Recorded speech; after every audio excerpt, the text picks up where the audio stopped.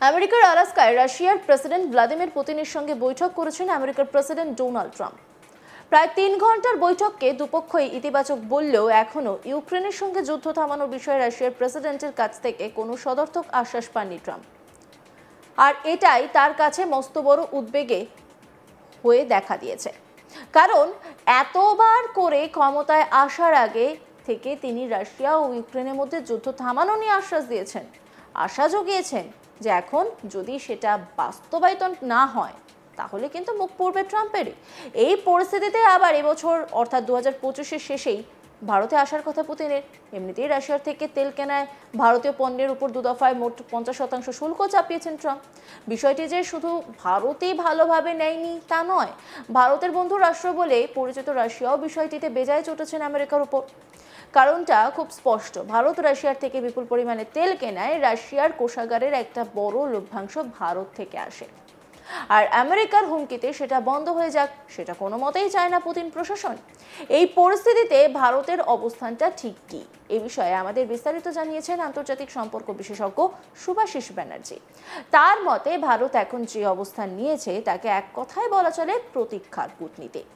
তার মতে ট্রাম্প যতই হুমকি দিয়ে যান না কেন ভারত কিন্তু বারবার নিজেদের অবস্থান স্পষ্ট করে দিয়েছে।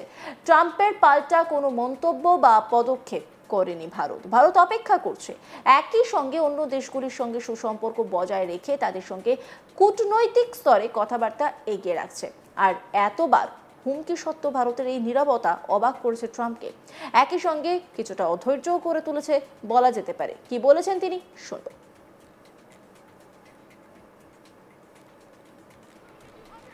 ডোনাল্ড ট্রাম্প যে কথাগুলো বলছেন ট্যারিফের উপরে, তুমি সাধারণ আমেরিকানসদের ভার্সনসগুলো শুনবে। সাধারণ Americans are making fun of him, ইয়ার কি মারছে এই লোকটার কথাবার্তা শুনে। আরো একটা মজার বিষয়, উনি বলছেন যে ভারতের অর্থনীতি একেবারে ডুবন্ত জাহাজ।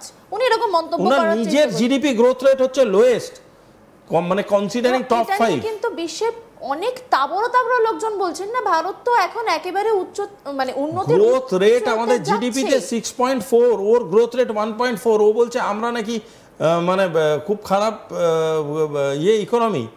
আচ্ছা, আমরা যদি খারাপ ইকোনমি হই, না না চলো চলো তিনি অবধি এই কথা বলে দিয়েছেন অন আ ডিফারেন্ট ওয়ে। ধরো আমরা খুব খারাপ ইকোনমি, ঠিক আছে, আমার নিয়ে মাথা ঘামাচ্ছ কেন? এটা থেকে অনেক কিছু প্রমাণ হয়ে যায়। আমাকে তো বাজে দেখতে, আমাকে সানস্ক্রিন লোশন বেচার জন্য তুমি এত পাগল হয়ে উঠেছো কেন? পরিষ্কার হিসাব আমার কাছে। আগে কনসিডার করো যে Bharat is the most growing economy, তাই জন্য ভয় পাচ্ছ আমরা কাদের সাথে কি ট্রেড ডিল করছি বলে। এক হাতে তুমি বলছো যে ভারতবর্ষের ইকোনমি হচ্ছে একদম তলানিতে গিয়ে ঠেকেছে, একদম মানে কি বলেছে, একটা ওয়ার্ড ইউজ করেছে, ডেড ইকোনমি, মৃত অর্থনীতি। একদিকে বলছো মৃত অর্থনীতি, অন্যদিকে তারা কাদের কাদের সাথে ট্রেড করছে সেটা নিয়ে খুব উৎফুল্লিত কেন? যদি মৃত অর্থনীতি হয় সে তো কাদের সাথে ট্রেড করছে না করছে তোমার মধ্যে একটা top tier 1 top layer economy জানারই কথা না, মানে ভাবারই কথা না। আরে বাবা, ও নিজের কথা ট্র্যাপেই নিজে পড়ে যাচ্ছে। ও ভুলে যাচ্ছে যে চাণক্য নীতি সে দেশের মানুষকে বুঝিয়ে লাভ নেই যে দেশে চাণক্য জন্মেছে। এবং আরো একটা জিনিস এখান থেকে বলতেই হয় যে আমরা সবসময় দেখে এসেছি লম্বা রেসের ঘোড়া কিন্তু খুব ধীরে ধীরে যায়, খুব তাড়াতাড়ি যায় না। ভারতও কি এই মুহূর্তে দাঁড়িয়ে খানিকটা দাঁড়িয়ে দেখে তারপরে আস্তে করে এগোনোর প্ল্যানে রয়েছে?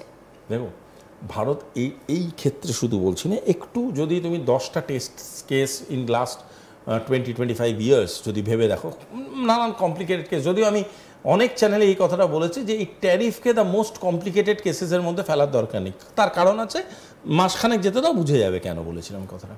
পয়েন্টটা হচ্ছে এই যে কথাগুলো আছে, ভারতবর্ষ কিন্তু বরাবরই যে প্র্যাকটিসটাকে এক্সারসাইজ করে বা যে প্র্যাকটিসটাকে বারংবার স্বাভাবিক তাদের জীবনযাপনের মধ্যে আনার চেষ্টা করে, সেটা হচ্ছে ওয়েট গেম। একটা জিনিস জানবে, বিশেষ করে মানে আমরা সবাই জানি এই জিনিসটা যারা সাংসারিক জীবনে আছি, যদি এক পক্ষ চেঁচিয়ে যায় কন্টিনিউয়াসলি, জেন্ডার ভিত্তিকভাবে বলছি না, আমি একটু খোরাক দিয়ে বলছি কথাটা, যে যেই হোক একটা সংসারের মধ্যে একটা সম্পর্কের মধ্যে এক পক্ষ যদি চেঁচিয়ে যায়, অন্য পক্ষ যদি সমান পরিমাণে চেঁচায়, তাহলে কিন্তু ঝগড়াটা সে অর্থে একটা সময়ের পরে গিয়ে থেমে যায়, দুজনই ক্লান্ত হয়ে যায়। এক পক্ষ যদি চেঁচিয়ে যায় আর অন্য পক্ষ যদি চুপচাপ হাসি মুখে ঘুরে বেড়ায়, সেক্ষেত্রে ঝগড়াটা অন্যের কাছে, অন্য যে পক্ষটা চেঁচাচ্ছে তার কাছে শুধু বার্ডেনসাম হয়ে যায় তা নয়, মানে খুবই কষ্টদায়ক হয়ে যায় তা নয়, সে এটাও বুঝতে পারে না কিছুক্ষণ বাদে গিয়ে আরে ভাই কি বললে রেগে যাবে।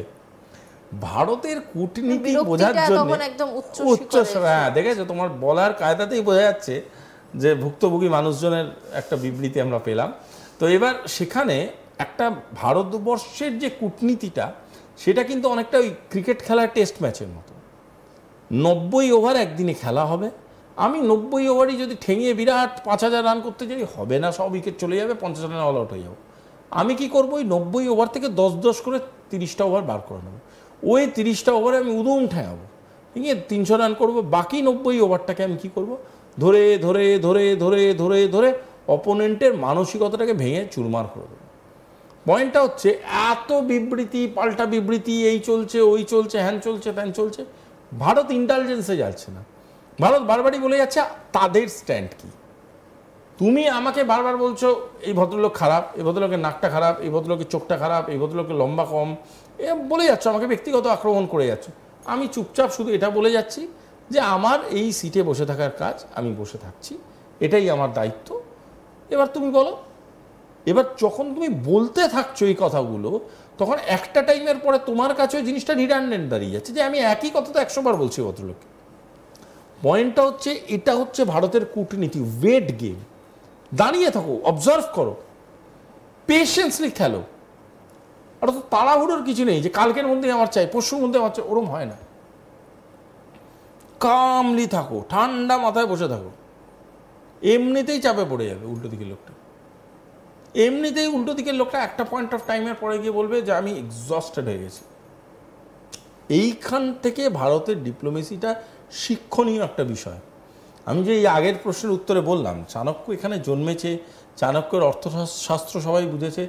চাণক্য ডিপ্লোমেসি আমরা কথায় কথায় বলি, চাণক্য ডিপ্লোমেসিতে অনেক কিছু শেখার আছে। তার মধ্যে প্র্যাকটিক্যালাইজ করতে যখন যাবে তখন পেশেন্স গেম খুব ইম্পর্ট্যান্ট একটা আসপেক্ট। পেশেন্স গেম, আমি তাড়াহুড়ো করবো না কোনো জিনিস, আমি ধৈর্যশীলভাবে বসবো, ওয়েট করব, দেখব। ভারত 3টে জিনিস খুব ইম্পর্টেন্ট করছে। একটা হচ্ছে রিটালিয়েশন, ঠিক ঠিক সময় ঠিক ঠিক কথাগুলো বলে দিচ্ছে। আরেকটা হচ্ছে ভারতের সোভারিন স্ট্যান্ড, আমি আমার জায়গায় কি করব সেটা আমি জানি, আমাকে অযথা জ্ঞান দিতে আসবেন না। আপনি আমার বন্ধু, আমি সেটা অস্বীকার করছি না, আমার অন্য বন্ধুবান্ধব আছে, সেটাকে আপনি অস্বীকার করতে পারেন, আমি অস্বীকার করব না। থার্ড, যেটা খুব ইম্পর্টেন্ট জিনিস, সেটা হচ্ছে ভারত ব্রিজ করছে। কি ব্রিজ করছে, যে যে সম্পর্কগুলো জীবনকালে আমাদের একটু টালমাটাল হয়ে গেছিলো সেগুলোর মধ্যে ব্রিজিং করছে। সেটা ওকে অসুস্থতে ফেলছে। কেন, ভারত চায়না সম্পর্ক খুব তলানিতে গিয়ে ঠেকেছিল, সেটাকে ভারত কিন্তু এখন ব্রিজিং করতে শুরু করে দিয়েছে। এই যে ব্রিজিংটা করছে, এটাতে কিন্তু ট্রাম্প বুঝতে পারছে না যে এবার আমরা কোন দিকে যাব। এটা তো সাংঘাতিক ব্রিজিং স্টার্ট করে দিয়েছে, এবার আমরা যাবোটা কোন দিকে।